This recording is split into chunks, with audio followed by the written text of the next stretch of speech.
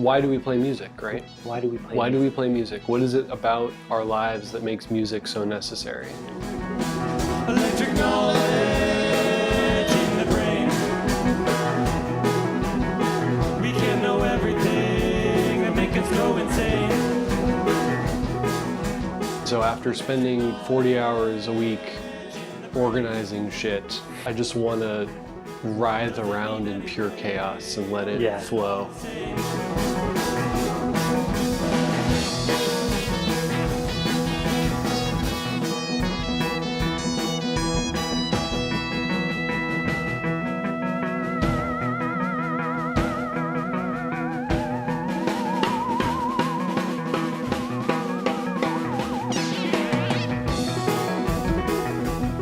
I had to. It was demanded from my inner knowing. It's the way I make meaning in my life. And without music, I give up my ability to create of my life what I want it to be. In the brain. When will we lose ourselves and will we know we've changed? Electric knowledge in the brain. We are part of it, a part we cannot name.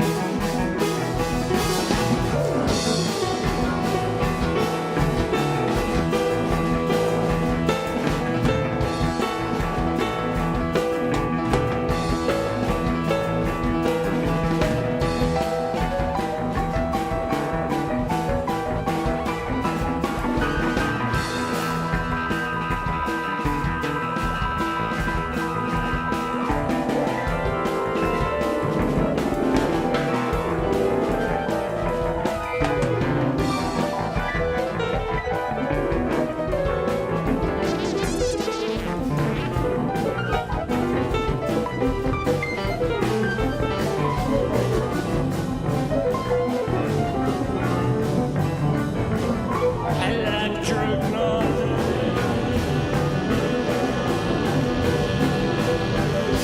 Electric knowledge. Electric knowledge.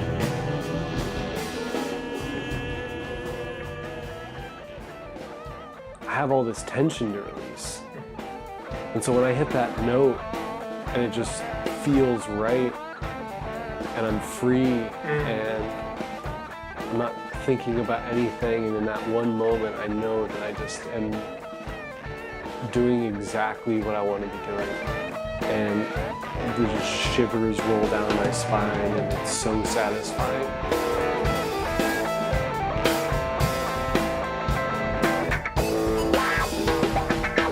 I don't know if it would be that satisfying if I hadn't come into that session with all this pent-up tension and angst and, you know, just like traffic and people. And now I can just walk back in there and just smash everything with the hammer and just get it out.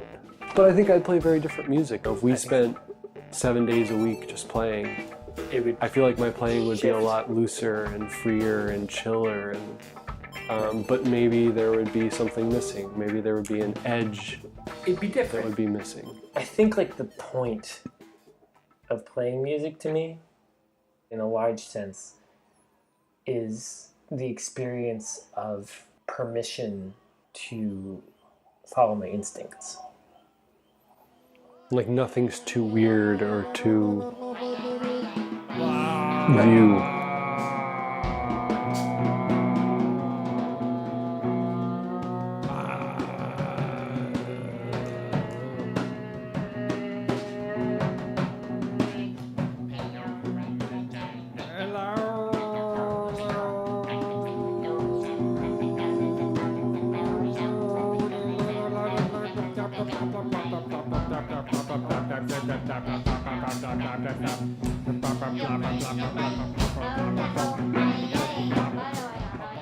Yeah, like you do what you want to do.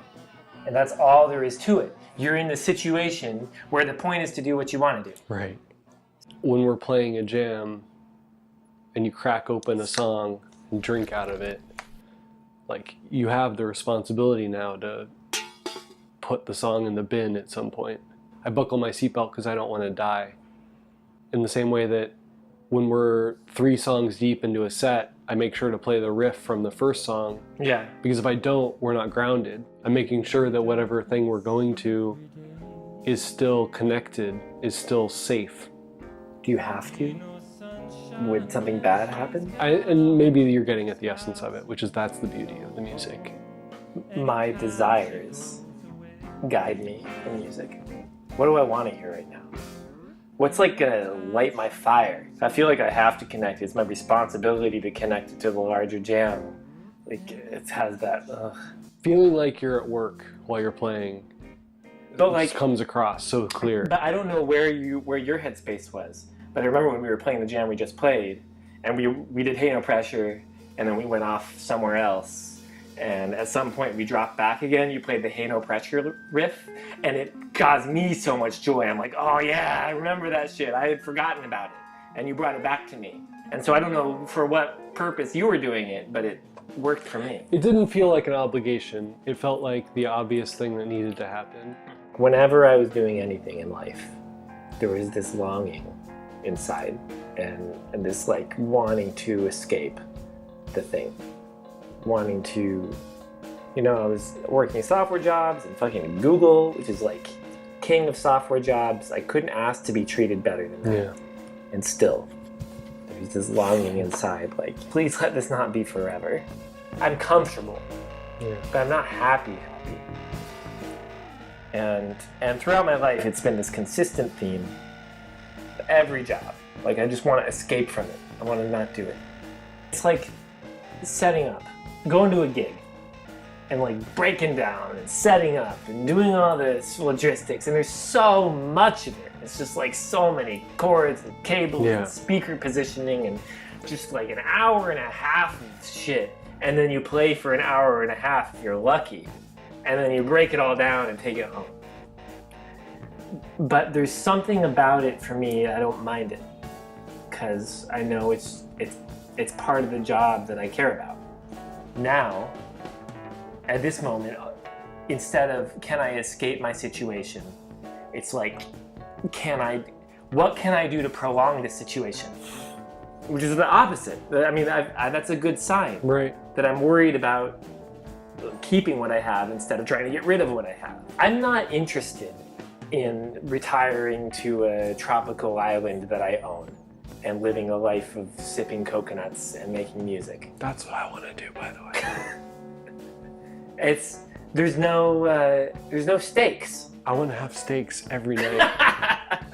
I'm grateful that I have 4 years to explore my art, and like I don't have a stable retirement and like all that stuff that people who do a regular job have. It's not like I'm resentful that I don't have that stuff. I mean, I'm definitely having trouble with the keep working and be safe, or take a risk and quit working and choose music. It is a challenging choice, and I have chosen basically to hedge and keep working and try to do this with the rest of the time that I have and hope that it's enough. It's a really hard choice, and I do feel like it's an ultimatum. It's like, risk your whole life to bet on this music project, or try to make the music project work with like 25% of the effort that you think it actually deserves, which makes it 25% as likely to succeed. But if it doesn't succeed, everything's fine. In that sense, your life is the material life that you're attached to. Whatever happens, I will survive at the end of this, and I will learn something, and if everything goes to shit and I don't make anything of myself, I will exist on the other end. Hey YouTube, it's me, Luke. Oh, okay, Jaxie. If you enjoyed this episode and you want to know more about how we practice and how we write songs and how we get gigs, subscribe. I mean, you can watch us develop as a band and as musicians trying a sort of experimental improv form. Also, if you have any comments or questions for us, please post in the comments and I'll answer you. I might answer you in a whole video. So, till next time, YouTube, thank you very much.